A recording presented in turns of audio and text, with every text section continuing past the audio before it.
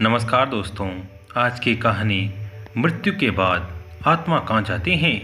धर्म ही जिसका सुदृढ़ मूल है, वेद जिसका स्कंदन यानी तना है, पुराण रूपी शाखाओं से जो समृद्ध है, यज्ञ जिसका पुष्प है और मोक्ष जिसका फल है, ऐसे भगवान मधुसूदन रूपी पादप जैसे वृक्ष सबको आश्रय देता है, वैसे ही भगवान भी अपने चरणारविंद में आश्रय देकर सबकी रक्षा करते हैं।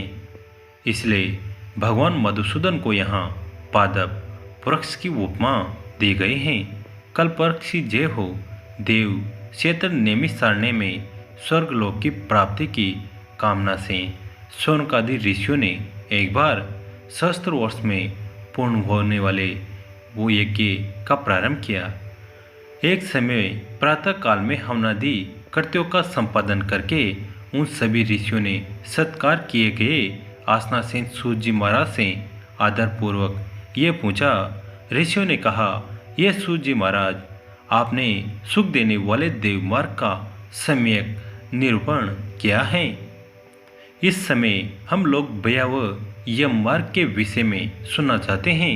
आप सांसारिक दुखों को और कलेश के विनाशक साधन को तथा इस लोक और परलोक के कलेशों को यथावत वर्णन करने में समर्थ हैं, अतः उसका वर्णन कीजिए। सूत जी बोले, हे मुनियों, आप लोग सुने। मैं अत्यंत दुर्गम एवं मार्ग के विषय में कहता हूँ, जो पुण्यात्मा जनों के लिए सुखद और पापियों के लिए दुखद हैं। गुरु जी के पूछने पर भगवान विष्णु जी ने उनसे जैसा कुछ कहा था, मैं उसी प्रकार आप लोगों के संदेह की निवृत्ति के लिए कहूँगा। किसी समय वैकुंठ में सुखपूर्वक विराजमान परम गुरु श्री हरि से विनम्रतापूर्वक गुरुजी ने विनय से झुककर पूछा। गुरुजी ने कहा, हे देव, आपने भक्ति मार्ग का अनेक प्रकार से मेरे समक्ष वर्णन किया है और भक्तों को प्राप्त होने वाली उत्तम गति के विषय में भी कहा है। अब हम भयंकर यम मार्ग के विषय में सुनना चाहते हैं। हमने सुना है कि आपकी भक्ति से विमुख प्राणी वहीं नरक में जाते हैं। भगवान का नाम सुगमता पूर्वक लिया जा सकता है। जीवा प्राणी के अपने वश में है तो भी लोग नरक में जाते हैं। ऐसे अधम मनुष्य को बार बार धिक्कार है। इसलिए हे भगवान, पापियों को जो गति प्राप्त होती है तथा यम मार्ग में जैसे वे अनेक प्रकार के दुख प्राप्त करते हैं, उसे आप मुझसे कहे। श्री भगवान बोले, हे पक्षीधर सुनो, मैं उस यम मार्ग के विषय में कहता हूँ जिस मार्ग में पापी जन नरक की यात्रा करते हैं और जो सुनने वालों के लिए भी भयावह है। हे ताक्षर्य, जो प्राणी सदा पाप प्रायण हैं, दया और धर्म से रहित हैं, जो दुष्ट लोगों की संगति में रहते हैं, सत्शास्त्र और सत्संगति से विमुख हैं, जो अपने को स्वयं प्रतिष्ठित मानते हैं, अहंकारी हैं तथा धन और मान के मद से चूर हैं, आसुरी शक्तियों को प्राप्त हैं तथा देवी संपत्ति से रहित हैं, जिनका चित्त अनेक विषयों में आसक्त होने से भ्रांत हैं, जो मोह के जाल में फंसे हैं और कामनाओं के भोग में ही लगे हैं। ऐसे व्यक्ति अपवित्र नरक में गिरते हैं। जो लोग ज्ञानशील हैं वे परम गति को प्राप्त होते हैं। पापी मनुष्य दुखपूर्वक यम यातना प्राप्त करते हैं। पापियों को इस लोक में जैसे दुख की प्राप्ति होती है और मृत्यु के पश्चात वे जैसी यम यातना को प्राप्त होते हैं, उसे सुनो। यथोपार्जित पुण्य और पाप के फलों को पूर्व में भोग कर कर्म के संबंधित उसे कोई शारीरिक रोग हो जाता है, आदि यानी मानसिक और व्याधि शारीरिक रोग से मुक्त युक्त तथा जीवन धारण करने की आशा से उत्कंठित उस व्यक्ति की जानकारी के बिना ही सर्प की भांति बलवान काल उसके समीप आ पहुंचता है। उस मृत्यु की संप्राप्ति की स्थिति में भी उसे वैराग्य नहीं होता। उसने जिनका भरण पोषण किया था उन्हीं के द्वारा उसका भरण पोषण होता है। वृद्धावस्था के कारण विकृत रूप वाला और मरणाभिमुख वो व्यक्ति घर में अवमानना पूर्वक दी हुई वस्तुओं को कुत्ते की भांति खाता हुआ जीवन व्यतीत करता है। वह रोगी हो जाता है, उसे मंदाग्नि हो जाती हैं और उसका व्यवहार तथा उसकी सभी चेष्टाएं कम हो जाती हैं। प्राणवायु के बाहर निकलते समय आंखें उलट जाती हैं, नाड़ियाँ कब से रुक जाती हैं, उसे कांसी और सांस लेने में प्रयत्न करना पड़ता है तथा कंठ से घूर घूर से शब्द निकलने लगते हैं।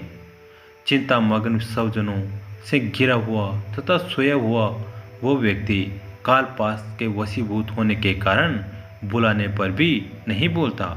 इस प्रकार कुटुंब के भरण पोषण में ही निरंतर लगा रहने वाला अजितेंद्रिय व्यक्ति अंत में रोते बिलखते बंधु बांधवों के बीच उत्कंठ वेदना से संज्ञा शून्य होकर मर जाता है। हे गुरुड़, उस अंतिम क्षण में प्राणी को व्यापक दिव्य दृष्टि प्राप्त हो जाती है, जिससे वह लोक परलोक को एकत्र देखने लगता है। अतः चकित होकर वह कुछ भी नहीं करना चाहता। यमदूतों के समीप आने पर सभी इंद्रियां विकल हो जाती हैं, चेतना जड़ीभूत हो जाती हैं और प्राण चलायमान हो जाते हैं। आतुर काल में प्राण वायु के अपने स्थान से चल देने पर एक क्षण भी एक कल्प के समान प्रतीत होता है और 100 बीचों के डंक मारने जैसी पीड़ा होती है, वैसी पीड़ा उस समय उसे अनुभव होने लगता है। वह मरणासन व्यक्ति फेन उगलने लगता है और उसका मुख लार से भर जाता है। पापी जनों के प्राणवायु अधोद्वार यानी गुदा मार्ग से निकलते हैं। उस समय दोनों हाथों में पास और दंड धारण किए नग्न दांतों को कटकटाते हुए क्रोधपूर्वक नेत्र वाले यम के 2 भयंकर दूत समीप आते हैं। उनके केस ऊपर की ओर उठे होते हैं, वे कोये के समान काले होते हैं और टेढ़े मुख वाले होते हैं तथा उनके नख आयुध की भांति होते हैं। उन्हें देखकर भयभीत हृदय वाला वो मरणासन प्राणी मल मूत्र का विसर्जन करने लगता है। अपने 5 भौतिक शरीर से हाय हाय करते हुए निकलता हुआ तथा यमदूतों के द्वारा पकड़ा हुआ वह अंगुष्ठा मात्र प्रमाण का पुरुष अपने घर को देखता हुआ यमदूतों के द्वारा यातना देह से ढककर के गले में बलपूर्वक पासों से बांधकर सुदूर यम मार्ग यातना के लिए उसी प्रकार ले आया जाता है जिस प्रकार राजपुरुष दंडनीय अपराधी को ले जाते हैं। इस प्रकार ले जाते हुए उस जीव को यम के दूत तर्जना करके डराते हैं और नरकों की तीव्र भय का पुनः पुनः वर्णन करते हैं यानी सुनाते हैं। यमदूत कहते हैं, रे दुष्ट, शीघ्र चल, तुम यमलोक जाओगे। आज तुम्हें हम सब कुंभिपाक आदि नरकों में शीघ्र ही ले जाएंगे।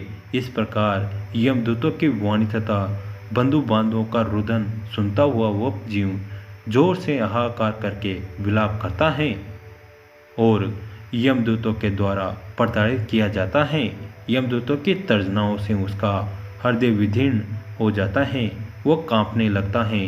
रास्ते में कुत्ते काटते हैं और अपने पापों का स्मरण करता हुआ वो पीड़ित जीव यम मार्ग में चलता है। भूख और प्यास से पीड़ित होकर सूर्य, दाव, अग्नि एवं वायु के झोंकों से संतप्त होते हुए और यमदूतों के द्वारा पीठ में कोड़े के पीटे जाते हुए उस जीव को तपी हुई बालुका से पूर्ण तथा विश्राम रहित और जल रहित मार्ग पर असमर्थ होते हुए भी बड़ी कठिनाइयों से चलना पड़ता है। थककर जगह जगह गिरता और मूर्छित होता हुआ वो पुनः उठकर पापी जनों की भांति अंधकारपूर्ण यमलोक में ले जाया जाता है। 2 अथवा 3 मुहूर्त में वह मनुष्य वहाँ पहुँचाया जाता है और यमदूत उसे घोर नरक यातनाओं को दिखाते हैं। मुहूर्त मात्र में यम को और नारकीय यातनाओं के भय को देखकर वह व्यक्ति यम की आज्ञा से आकाश मार्ग से यमदूतों के साथ पुनः इस लोक यानी मनुष्य लोक में चला आता है।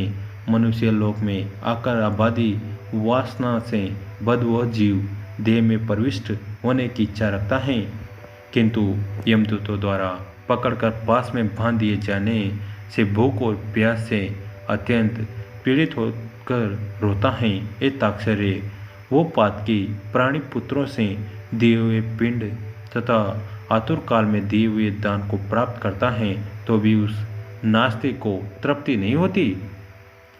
पुत्र आदि के द्वारा पापियों के उद्देश्य से किए गए श्राद्ध, दान तथा जलांजलि उनके पास ठहरती नहीं, अतः पिंडदान का भोग करने पर भी वे सुधा से व्याकुल होकर यम मार्ग में जाते हैं। जिनका पिंडदान नहीं होता वे प्रेत रूप में होकर कल्प पर्यंत निर्जन वन में दुखी होकर भ्रमण करते रहते हैं। सैकड़ों करोड़ कल्प बीत जाने पर भी बिना भोग किए कर्म फल का नाश नहीं होता और जब तक वो पापी जीव यातनाओं का भोग नहीं कर लेता तब तक उसे मनुष्य शरीर भी प्राप्त नहीं होता। हे पक्षी, इसलिए पुत्र को चाहिए कि वह 10 दिनों तक प्रतिदिन पिंडदान करे। हे प्रशिष्टि, वे पिंड प्रतिदिन 4 भागों में विभक्त होते हैं। उनमें 2 भाग 2 प्रेत के देह के पंचभूतों की पुष्टि के लिए होते हैं, तीसरा भाग यमदूतों को प्राप्त होता है और चौथे भाग से उस जीव को आहार प्राप्त होता है। 9 रात दिनों में पिंड को प्राप्त करके प्रेत का शरीर बन जाता है और 10वें दिन उसमें बल की प्राप्ति होती है। हे खग, मृत व्यक्ति के देह के जल जाने पर पिंड के द्वारा पुनः 1 हाथ लंबा शरीर प्राप्त होता है, जिसके द्वारा वो प्राणी यमलोक के रास्ते में शुभ और अशुभ कर्म के फल को भोगता रहता है।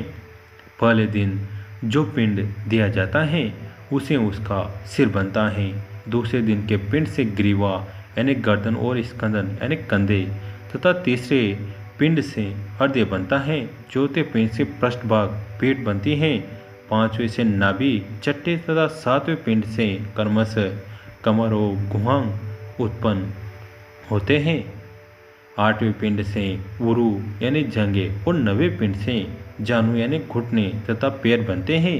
इस प्रकार 9वें पिंडों से देह को प्राप्त करके 10वें पिंड से उसकी सुधा और तृषा यानी भूख प्यास ये दोनों जागृत होते हैं। इस पिंडज शरीर को प्राप्त करके भूख और प्यास से पीड़ित जीव 11वें तथा 12वें 2 दिन भोजन करता है। 13वें दिन यमदूतों के द्वारा बंदर की तरह बंधा हुआ वो प्राणी अकेला उस यम मार्ग में जाता है। हे खग, मार्ग में मिलने वाली वैतरणी को छोड़कर यमलोक के मार्ग की दूरी का प्रमाण 86,000 योजन है। वह प्रेत प्रतिदिन रात दिन में 247 योजन चलता है। मार्ग में आए हुए इन 16 पुरों यानी नगर को पार करके पातकी व्यक्ति धर्मराज के भवन में जाता है।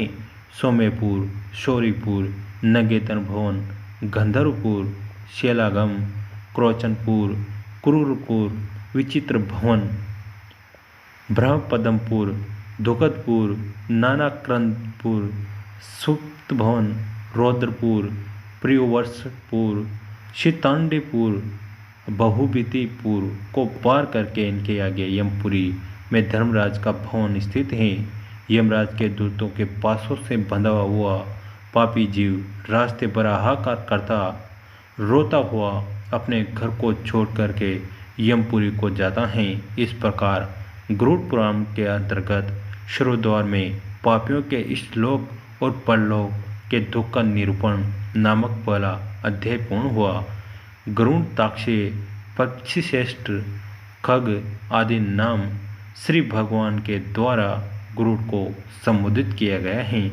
तो कैसी लगी दोस्तों आज की कहानी, कमेंट करके ज़रूर बताएं। अगर इसका दूसरा भाग सुनना चाहते हैं तो कमेंट में ज़रूर बताएं। वीडियो को लाइक करें, चैनल को सब्सक्राइब करें, अपने दोस्तों के साथ और फैमिली के साथ और अपने बुजुर्गों के साथ इसको शेयर ज़रूर करें। कहानी को अंत तक देखने के लिए आप सभी का तहे दिल से धन्यवाद।